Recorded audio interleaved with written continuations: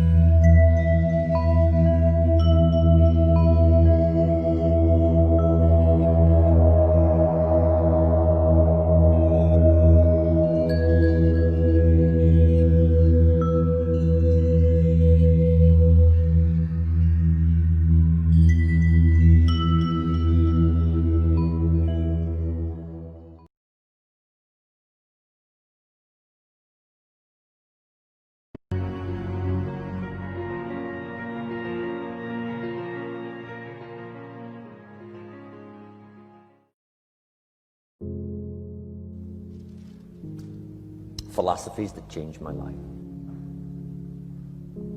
Here's one of the big philosophies I learned in network marketing. It's called the law of averages.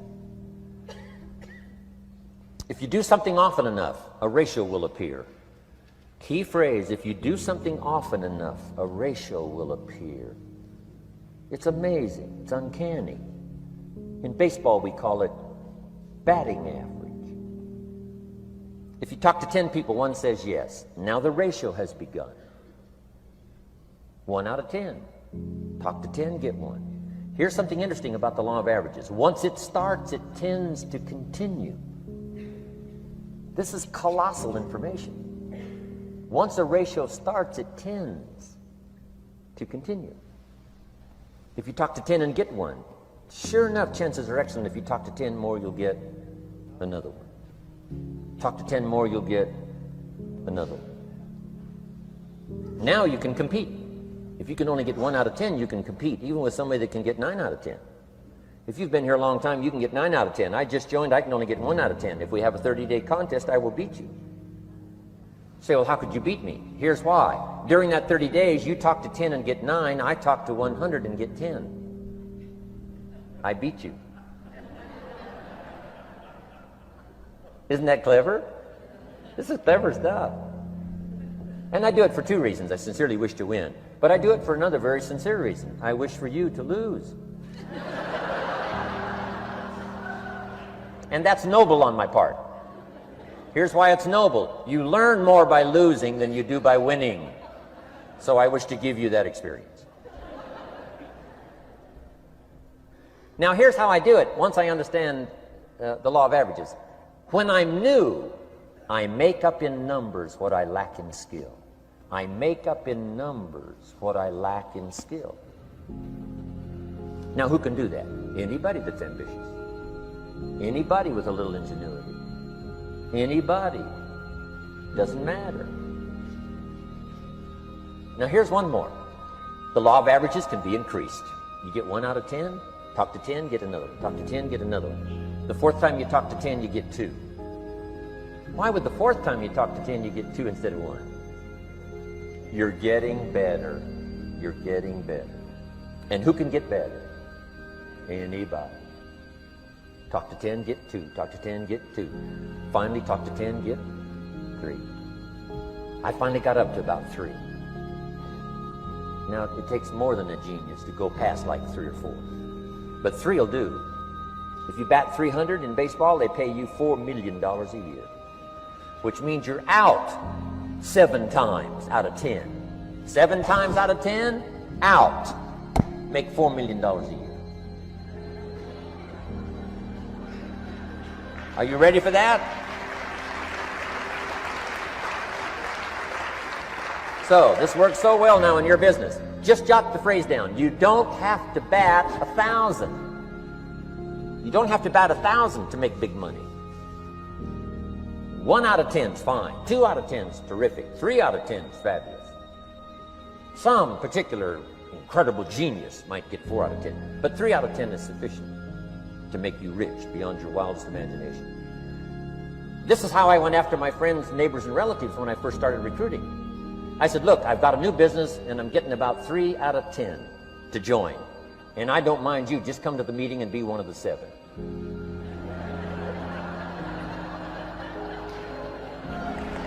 Right? Doesn't matter. You're my friend, you'll do me a favor. And so it's not important to me that you like it. It's not important to me that you join. It's certainly not important to me that you buy. It's just important to me that you listen. One of the reasons, though, I want you to hear the story is because a year from now, if I'm doing well, I don't want you to say, how come you never picked up the phone a year ago? I never got a letter, never got a call. You call me a friend? You're making all this money, you never picked up the phone. So I don't want that to happen. So for 2 reasons, I want you to see what I'm doing. So that a year from now, if I'm doing well, I can say, you know, I gave you the opportunity. But also, just as a favor, come and be one of the 7. It doesn't matter to me if you buy or join. But I need 10 to get 3. And if you're one of the 3, wonderful. If you're not, wonderful. It might matter to you. It might matter to you, but it doesn't matter to me. Now, it matters to me because we're friends, but it doesn't matter in terms of my averages. So if you decide to get rich, just learn the law of averages. You're off and running. Now, here's the second law that changed my life forever in network marketing. I learned the law of sowing and reaping. And in the law of sowing and reaping is also the story of the law of averages. Jot this down. The story of the sower comes from the Bible. I'm an amateur on the Bible, but this is such a useful story. Here's what the story says. And take the notes because the drama's in the details.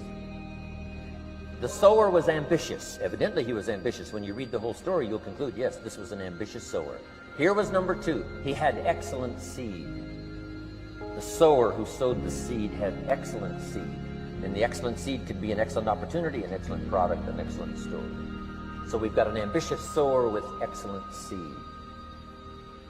But now here's the rest of the details of the story. For your information, for the drama of your life, so you can understand things better. Learning some of this is how I got rich by age 31. Okay. Number 1, it says the sower goes out to sow the seed, but the first part of the seed falls by the wayside and the birds get it. So jot this down. The birds are going to get some of the seed. The birds are going to get some of the seed. Now you say, well, Mr. Rohn, what does that mean? Well, I invite John to come to a meeting. He said he'd be there Tuesday night. Tuesday night I show up, John isn't there. I say, John, I wonder why John didn't make it. Now I know the answer. The birds. The birds.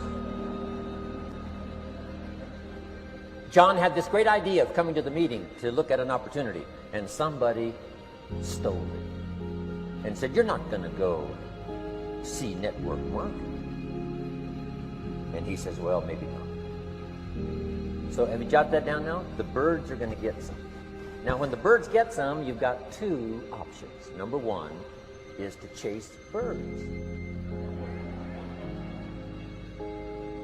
And say, well, let me get a hold of the person that talked him out of coming to the meeting. I'll tear him a new page. But I wouldn't do this. Here's what happens if you go chasing birds. You leave the field. If you go chasing birds now, you leave the field, which is going to distract from your future, not add. So you can't chase birds and try to straighten this stuff out. Here's what it is. It's just one of those things. And here's the best comment when things are a little disappointing. Isn't that interesting? You just have to say, I thought sure you would be there. You promised me. You promised me. But I know it was the birds. And you just have to say, isn't that interesting? Now, here's the rest of the story. It says, the sower kept on sowing. See, that was the secret to his success. He kept on sowing. And if you keep sowing, you can sow more than the birds can get because there aren't enough birds. If you keep sowing, there are some birds, but there's not enough. Because the law of averages will work for you. My mentor taught me, he said, you know, Mr. Rohn, there's only 9 or 10 real nasty, miserable people in the whole world. Now, he says they move around a lot, you know, and you're liable to... You'll bump into one once in a while. But when you bump into one, you say, there's only 9 more like you. I can handle that in the whole world. Okay. Now here's what else it says. The sower now keeps sowing the seed. Now the seed falls, the story says, on rocky ground where the soil is shallow. And the rocky ground where the soil is shallow is not of your making, because you had excellent seed and you were an ambitious sower. So the rocky ground where the soil is shallow is not of your making. But here's what it says what happened.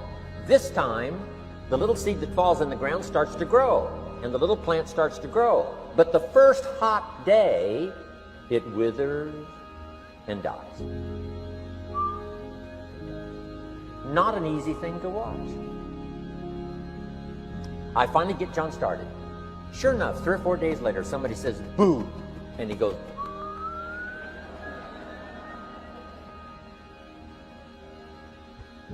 he's gone. Doesn't show up at the second meeting. And I say, I thought, sure, John had lasted a week. What happened? Jot this down. The hot weather is going to get some. And this is not of your making. Here's what you must say when that happens. Isn't that interesting? What can you do? The answer is nothing. You say, well, I'm going to try to change this. I wouldn't take that class. You know, the sun comes up in the east. Somebody says, why is that? I wouldn't spend much time on that. Just let that happen. Don't go for this why stuff. I'm giving you the answers here. The answers is in the structure and the consequences and in the deal. The answer is in the deal. Anything beyond that is not worth studying. You say, well, how come some just last a little while? I wouldn't sign up for that class. Here's the answer. Some don't stay. You just have to jot that down. And when some leaves, you say, that's one of those that don't stay. Now you know what category to put them in. And you can't solve this now. You can't, it's like rearranging the seasons. You can't fool with that. All you can do is cooperate with the way things are set up. I didn't set it up. You say, well, it shouldn't be this way. Well, when you get your own planet, you can rearrange this whole deal. But on this planet, you're a guest. You've got to take it as it comes.